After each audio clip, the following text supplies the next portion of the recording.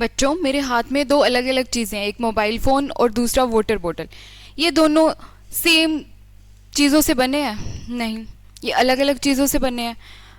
Mobile phone different material से बना है, वाटर बॉटल प्लास्टिक से बनी हुई है। ये हम डेली बेसिस पे मोबाइल फ़ोन और वाटर बॉटल का यूज़ करते हैं, बट ये डिफरेंट डिफरेंट मटेरियल से क्यों बने हुए हैं?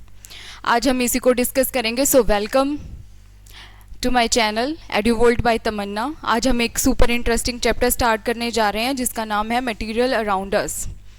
सो बच्चों, मटेरियल क्या होता है? सबसे पहले हम ये पढ़ेंगे कि मटेरियल होता क्या है। आप अपने आसपास जो भी चीज़ें देख रहे हो, जैसे कुछ भी दिख रहा है, बेंच दिख रहा है, टेबल दिख रही है, चेयर दिख रही है, प्लास्टिक बोतल दिख रही है, स्पून दिख रही है, वट जो भी आपको आसपास चीज़ें दिख रही हैं वो किससे बनी हुई है? किसी न किसी मटेरियल से बनी हुई है, बट सब अलग अलग मटेरियल से बनी हुई है। ऐसा क्यों है? इसी को हम डिस्कस करेंगे। तो चलो स्टार्ट करते हैं क्लास 6 साइंस का चैप्टर 6 मटेरियल अराउंड अस। सो बच्चों, सबसे पहले हम मटेरियल क्या होता है ये पढ़ेंगे। जैसे चेयर है, बोतल है, स्पून है, बुक है, ये सारे अलग अलग चीज़ें हैं जो हम डेली यूज़ करते हैं। चेयर जो है वो वुड से बनी हुई होती है, बोतल किससे बनी होती है? प्लास्टिक से बनी होती है। स्पून किससे बनी है? स्टील से बनी होती है। बुक पेपर से। ठीक है, तो ये सारे डिफरेंट डिफरेंट मटेरियल क्यों यूज़ किए जाते हैं चीज़ों को बनाने के लिए? क्या आपने कभी सोचा है कि वाटर बोतल किसी और चीज़ से, आयरन से बनी हो? ऐसा पॉसिबल है? नहीं है। क्यों नहीं है ऐसा पॉसिबल? कभी आपने सोचा है? क्योंकि बच्चों ऐसा पॉसिबल इसलिए नहीं है क्योंकि जो डिफरेंट मटेरियल्स होते हैं उनकी प्रॉपर्टीज अलग अलग होती है। जैसे कि प्लास्टिक बोतल, ये जो प्लास्टिक बोतल है बहुत लाइट वेटेड होती है। इसको हम किसी और चीज़ से बनाएंगे तो क्या हम इसको ऐसे यूज़ कर पाएंगे? नहीं। इसलिए डिफरेंट मटेरियल्स की डिफरेंट प्रॉपर्टीज होती है, इसीलिए हम उसको अलग अलग चीज़ों से बनाया होता है क्योंकि उनकी प्रॉपर्टीज जो होती है वो अलग होती है। ओके, अब देखो बच्चों, हम मटेरियल्स को ग्रुप कैसे करते हैं, क्लासिफाई कैसे करते हैं या ग्रुप में कैसे डालते हैं? अब आपने देखा होगा, आप किसी शॉप पे जाओगे और आपने देखा होगा चॉकलेट्स एक अलग कॉर्नर पे रखी होती है, स्टेशनरी का सामान अलग ब्लॉक पे रखा होता है। ऐसे डिफरेंट कैटेगराइज करके चीज़ों को क्यों रखा जाता है? ताकि हमें ढूंढने में ईजी रहे। ठीक है, तो मटेरियल को भी ऐसे ही सेम तरीके से मटेरियल को भी ऐसे ही ग्रुपिंग करते हैं कि जो वुडन की जो चीज़ें हैं उनको हम एक जगह क्लासिफाई कर देते हैं, मतलब एक ग्रुप में रख देते हैं। ठीक है, जो मतलब किसी और चीज़ की लाइक प्लास्टिक की है उसको हम एक जगह कैटेगराइज कर देते हैं, एक जगह ग्रुपिंग कर देते हैं ताकि हमें आइडेंटिफाई करने में ईजी रहे। ठीक है, इसीलिए हम ग्रुपिंग करते हैं मटेरियल की ताकि हमें ढूंढने में आसानी रहे। इसीलिए वुड की जो चीज़ें हैं वो अलग, वुडन जो टेबल चेयर वो सब चीज़ें अलग मिलेंगी ताकि हमें आइडेंटिफाई करने में इजी रहे।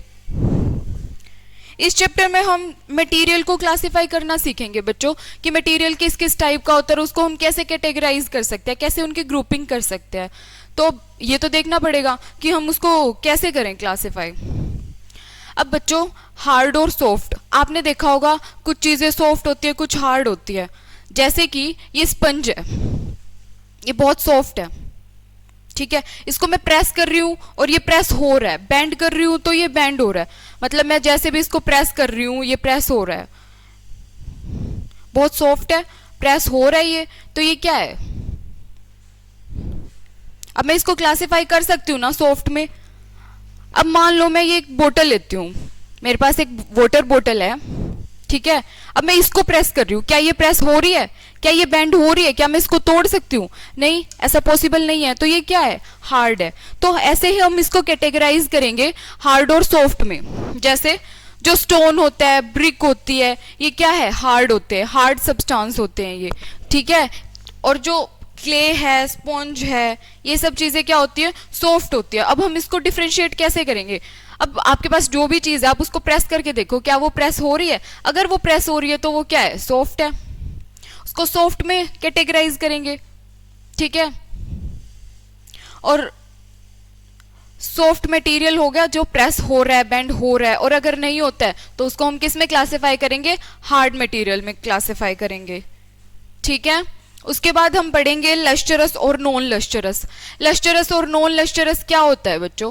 जो शाइनी ऑब्जेक्ट्स होते हैं, आप अपने आसपास देखो कोई भी चीज जो शाइन कर रही हो, एक स्पून पे फ्लैशलाइट मार के देखो, एक टॉर्च लो और उसको स्पून पे लगाओ, क्या वो शाइनिंग करेगी?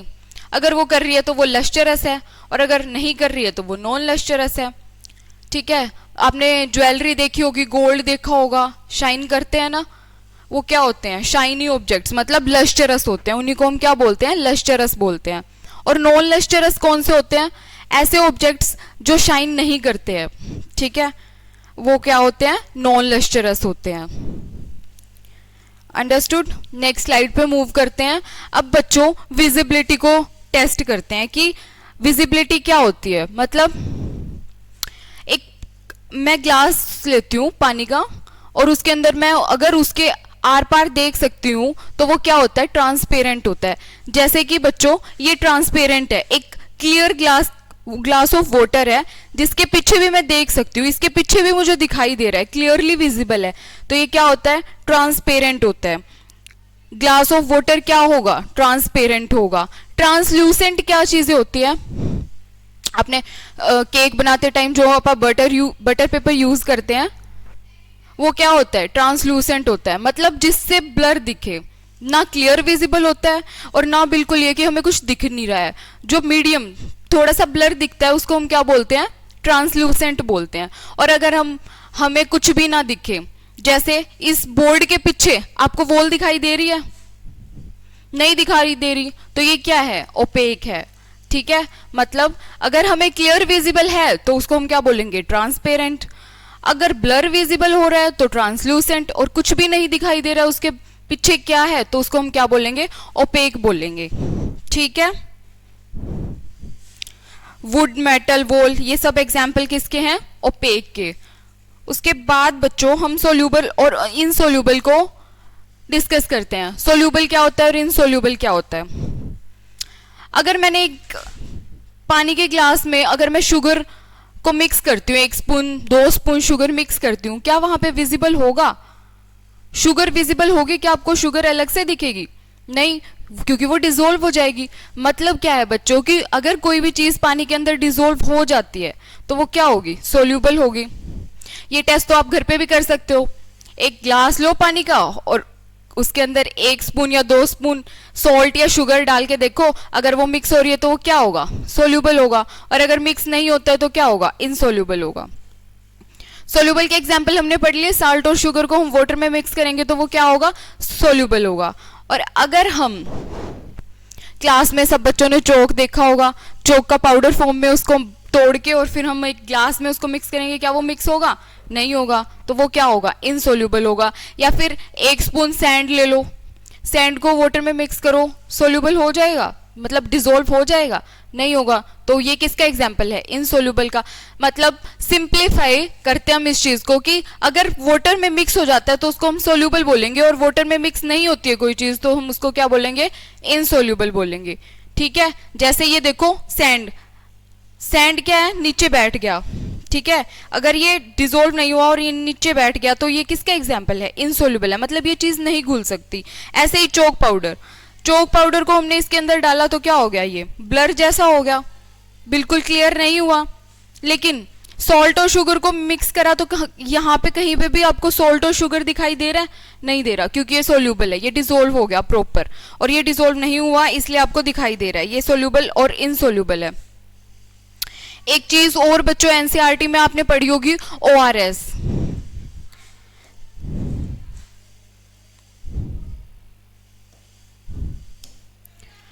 ओआरएस क्या होता है बच्चों? Oral rehydration solution.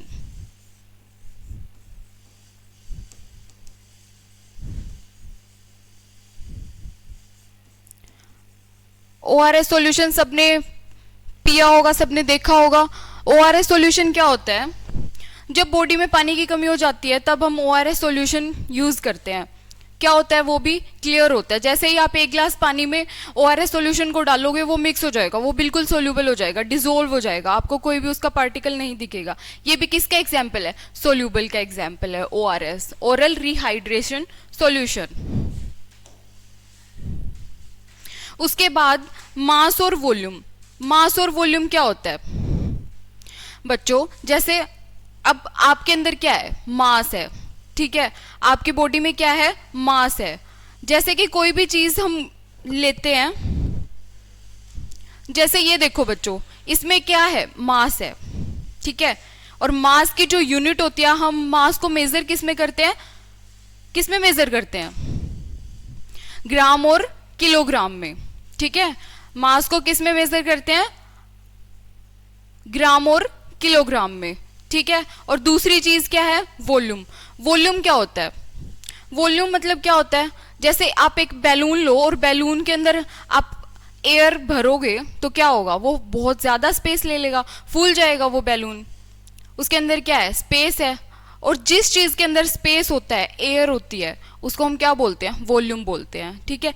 जैसे ये वाटर बोतल है, अगर ये वाटर बोतल खाली है, इसके अंदर सिर्फ एयर है, तो इसके अंदर क्या है, वॉल्यूम है, ठीक है। और वॉल्यूम की यूनिट क्या होती है, वॉल्यूम किससे मेजर करते हैं, लीटर और मिलीलीटर से, ठीक है। ये दोनों चीजें क्लियर होगी। मास और वॉल्यूम क्या होता है, मास मतलब मैटर, जिस भी ऑब्जेक्ट के अंदर मैटर होता है उसको हम मास बोलते हैं, और जिस ऑब्जेक्ट के अंदर स्पेस होता है उसको हम क्या बोलते हैं, वॉल्यूम बोलते हैं। उसके बाद हम एक सुपर इंटरेस्टिंग टॉपिक नहीं बोलेंगे, एक क्विक चैलेंज कर लेते हैं, एक छोटा सा टेस्ट कर लेते हैं, जिससे आपको चीजें रिवाइज भी हो जाएंगी और आप इसका आंसर भी दोगे, ठीक है बच्चों। तो सबसे पहला क्वेश्चन है, which of these is an example of solid. इनमें से सॉलिड का एग्जाम्पल क्या है, रॉक, वाटर, स्टीम, बताओ इनमें से सॉलिड क्या है, रॉक, वेरी गुड। उसके बाद है, विच मटेरियल इज ट्रांसपेरेंट। इनमें से कौन सी चीज ट्रांसपेरेंट है, ट्रांसपेरेंट मतलब क्या होता है, जिसमें क्लियरली विजिबल होता है, ट्रांसपेरेंट। तो ग्लास, वुड और बुक क्या है ट्रांसपेरेंट का एग्जाम्पल, कौन सा मटेरियल है ट्रांसपेरेंट इन दोनों में से, very good, glass. Third question, which of these will dissolve in water. इनमें से कौन सी चीज है जो वाटर में डिसोल्व हो जाएगी कंप्लीटली, सॉल्ट, सैंड या chalk powder, exactly salt. Now fourth question, air is a form of solid, liquid और गैस, एब्सोल्युटली करेक्ट, गैस। अब फिफ्थ क्वेश्चन बच्चों, जिसका आंसर आप कमेंट में बताओगे। I can fill a balloon, but you cannot see me. I occupy space. What am I? So comment your answer. So बच्चों, यही था चैप्टर। कितना इजी सा फन तरीके से हमने चैप्टर को कंप्लीट कर लिया। इसकी एक क्विक रिवीजन देख लेते हैं, हमने क्या क्या टॉपिक डिस्कस करे हैं। व्हाट आर मटेरियल, मटेरियल क्या होते हैं ये हमने डिस्कस करा। आप जो अपने आसपास जो भी चीजें देखते हैं वो सब क्या है, मटेरियल है। Why do we group materials, हम मटीरियल को ग्रुपिंग क्यों करते हैं, क्योंकि उनकी डिफरेंट प्रॉपर्टीज होती है। उसके बाद हमने पढ़ा हार्ड और सॉफ्ट मटीरियल कौन कौन से होते हैं। जो प्रेस कर सकते हैं जिसको हम, वो सॉफ्ट होते हैं, जिसको प्रेस नहीं कर सकते वो हार्ड होते हैं। उसके बाद हमने शाइनी और डल पढ़ा, जो लस्टरस और नॉन लस्टरस थे। जो शाइनिंग होते हैं वो लस्टरस होते हैं, और जो नॉन मतलब जो शाइन नहीं करते वो नॉन लस्टरस होते हैं। उसके बाद हमने ट्रांसपेरेंट, ट्रांसलूसेंट और ओपेक पढ़ा, ठीक है। उसके बाद हमने सोल्यूबल, इनसोल्यूबल, उसके बाद हमने ORS पढ़ा, ओरल रिहाइड्रेशन सॉल्यूशन। उसके बाद हमने मास और वॉल्यूम पढ़ा। मास की यूनिट क्या है बच्चों, बताओ बताओ जल्दी बताओ, और वॉल्यूम की कमेंट करके बताओ। ओके, थैंक यू बच्चों, आज का टॉपिक यहीं खत्म होता है। फिर मिलते हैं एक नए इंटरेस्टिंग टॉपिक के साथ। तब तक चैनल को सब्सक्राइब करो, वीडियो को लाइक करो और शेयर करो अपने दोस्तों के साथ। So thank you very much.